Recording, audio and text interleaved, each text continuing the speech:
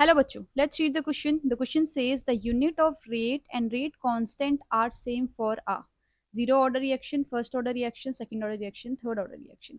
देखिए इस क्वेश्चन का हमारा की कॉन्सेप्ट हो जाएगा, ऑर्डर ऑफ रिएक्शन से बताना है हमको, तो हम बोलेंगे ऑर्डर ऑफ अ रिएक्शन। ठीक है, ऑर्डर ऑफ अ रिएक्शन हम क्या बोलते हैं बच्चों, ये बोलते हैं कि जो पावर डिपेंडेंस होती है रेट की on concentration of all the reactants, तो क्या बोलेंगे, द पावर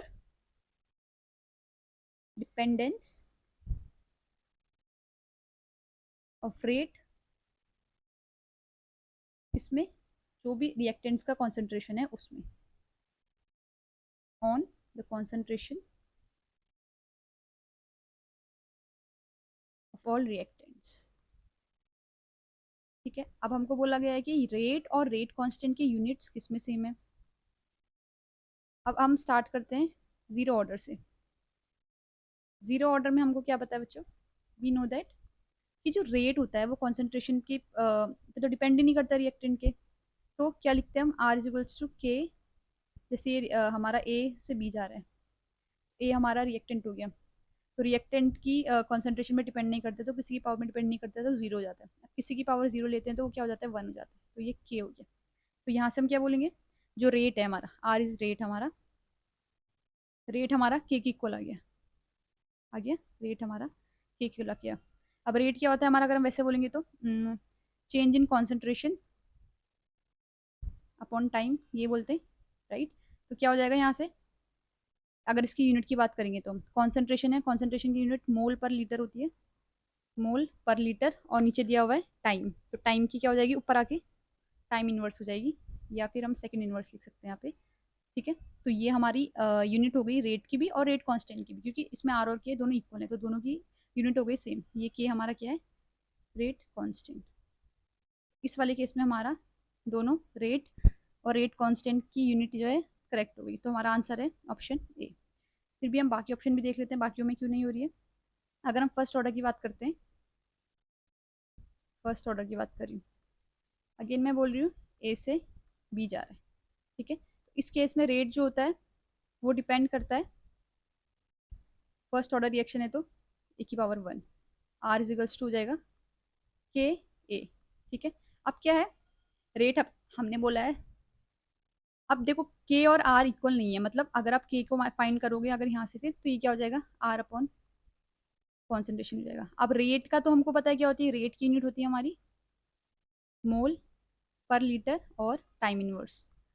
अब आप यहाँ पे अपॉन कॉन्सेंट्रेशन कर रहे हो, अब अपॉन कॉन्सेंट्रेशन कर रहे हो, उसका मतलब क्या हो जाएगा, अगर आप के इज इक्वल्स टू निकाल लो यहाँ से, तो आर की हमको मिल गई है मोल पर लीटर पर टाइम, और जबकि कॉन्सेंट्रेशन की क्या होती है, मोल पर लीटर, तो इससे ये कट जाएगा, तो के की वैल्यू क्या आ रही है, टाइम इनवर्स, या आप इस टाइम में सेकेंड इनवर्स भी हो सकता है।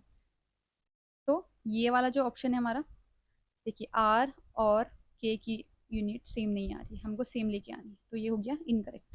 सेकंड, थर्ड ऑप्शन में दिया हुआ है सेकंड ऑर्डर रिएक्शन। अब सेकंड ऑर्डर रिएक्शन करोगे तो इसमें होगी जो रिएक्टेंट ए से बी जा रहा है, जो रेट ऑफ रिएक्शन के ए की पावर हो जाएगी ट्वाइस। ठीक है, फिर से हम यहाँ से आर की, हमको आर तो पता है, मोल पर लीटर टाइम इनवर्स, या फिर सेकंड इनवर्स लिख सकते हैं हम यहाँ पर हो जाएगा। फिर के की क्या हो जाएगी, के मोल पर लीटर टाइम इनवर्स अपॉन क्या हो जाएगा, कॉन्सेंट्रेशन का स्क्वायर दिया हुआ है, मतलब मोल पर लीटर जो है इसको स्क्वायर दिया हुआ है, तो एक से एक ही वाला कट जाएगा, क्या बच जाएगा खाली, अब ये बच गया टाइम इनवर्स और नीचे बच गया मोल पर लीटर। अगर ये ऊपर आएगी वैल्यू तो हम मोल इनवर्स ले सकते हैं और लीटर और टाइम इनवर्स। अब देखिए क्या हमारी सेम आ रही, वैल्यूज नहीं आ रही, देखिए मोल इनवर्स माइनस वन है यहाँ पे, जबकि रेट में मोल प्लस वन होता है, तो ये वाला भी ऑप्शन हमारा इनकरेक्ट हो गया। फोर्थ ऑप्शन दिया हुआ है ऐसे हमको, थर्ड ऑर्डर, थर्ड ऑर्डर में ए टू भी जा रहे, जब हम हमारी होगी रेट होगा हमारा के ए की पावर थ्री। इस तरीके से हम, अगेन हमको पता है कि रेट की जो यूनिट होती है इट इज मोल पर लीटर और टाइम इनवर्स हो जाएगी यहाँ पे।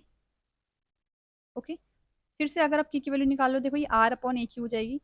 तो अगर आप मोल लीटर टाइम इनवर्स लिख रहे हो यहाँ पे, नीचे हो जाएगा, कॉन्सेंट्रेशन नहीं होता है मोल मतलब, तो इसकी वैल्यू होगी, इसका क्यूब दिया हुआ है, तो एक वैल्यू तो इसकी कट जाएगी, इससे नीचे ट्वाइस बच जाएगा।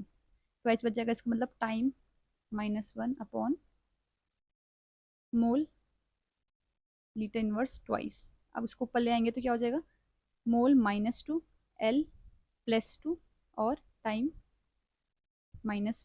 तो यहाँ पर भी रेट, हमारी रेट और के की जो यूनिट्स हैं वो क्या हो रही है, मैच नहीं कर रही हैं। ठीक है, यहाँ पर हम टाइम के बजाय सेकेंड इनवर्स भी लिख सकते हैं ऐसे करके।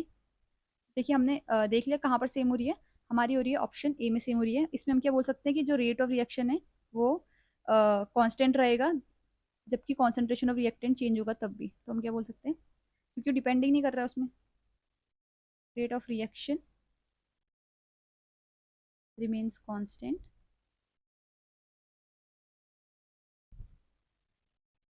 while concentration of reactant changes.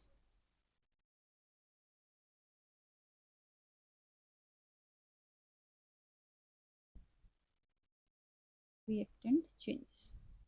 तो बच्चों हमारा फाइनल आंसर हो गया है option A. I hope you understood this question. Thank you.